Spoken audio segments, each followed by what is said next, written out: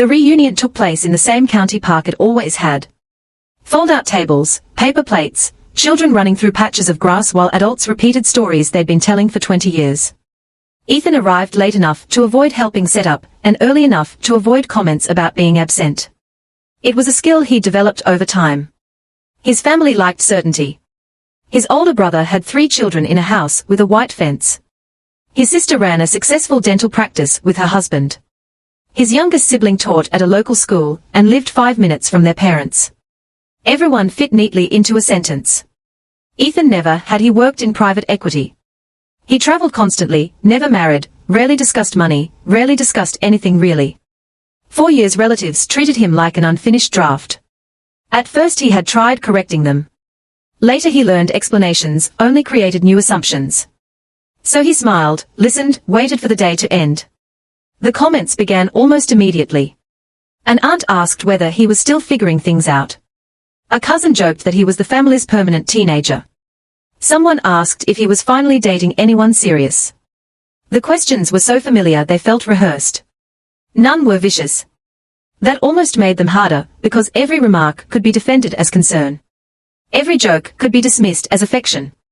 By late afternoon everyone gathered around the longest picnic table. His father stood to make the annual toast. This was another tradition. The family patriarch telling stories about his children. Everyone settled into their seats. His father pointed toward Ethan's brother. "We are proud of Mark. Great husband, great father." Applause. Then his sister. "Our doctor in the family." More applause. Then the youngest. The one keeping education alive.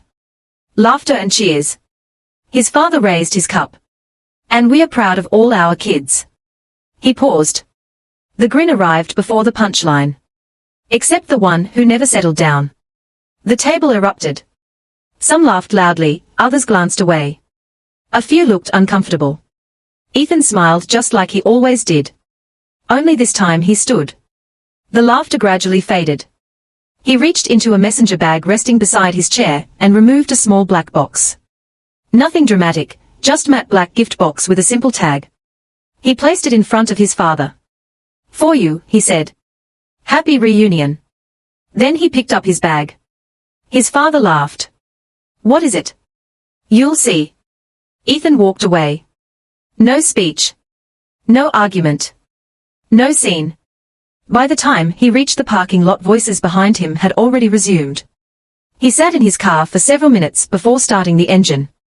His phone remained silent, then it rang. He let it go to voicemail. A minute later, another call, then another. He wasn't surprised. The box had never contained a gift. Inside was a folder, a short letter, and copies of documents.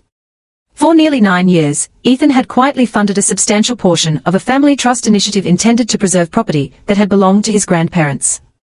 Most relatives believed the trust supported itself. His father certainly acted as though it did. Few knew who supplied the capital that kept everything functioning. Ethan had never volunteered the information. The documents explained that his contributions were ending immediately. The withdrawal wasn't emotional. It wasn't impulsive. It had been planned for months. Included in the folder was confirmation from attorneys and trust administrators showing that formal instructions had already been executed. The decision was final. 20 minutes later, his phone vibrated again. This time he answered. His father sounded different. Not angry at first, confused. "What is this? You read it. You can't be serious." "I am." Silence. Then came the question that revealed more than any insult ever had. What happens to the trust now? Not "Are you hurt?" Not "Why did you leave?" Not "Let's talk." Just the trust. Ethan closed his eyes. There are notes in the packet. Another silence.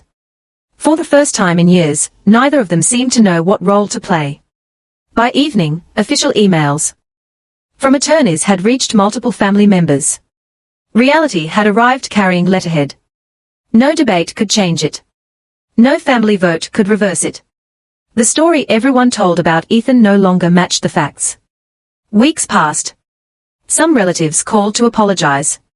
Some called seeking solutions. A few never called at all.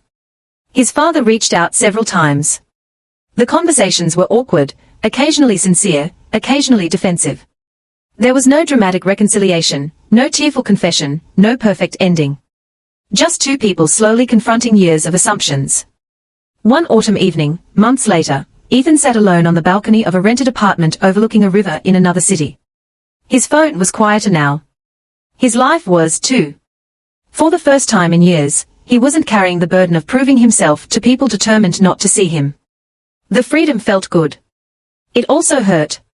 Some losses don't stop being losses, and because they are necessary. He watched the water move below, thought about the family he still loved, thought about the distance that remained. Then he set the phone aside and went back inside, not victorious, not bitter, just finished carrying a role that had never belonged to him.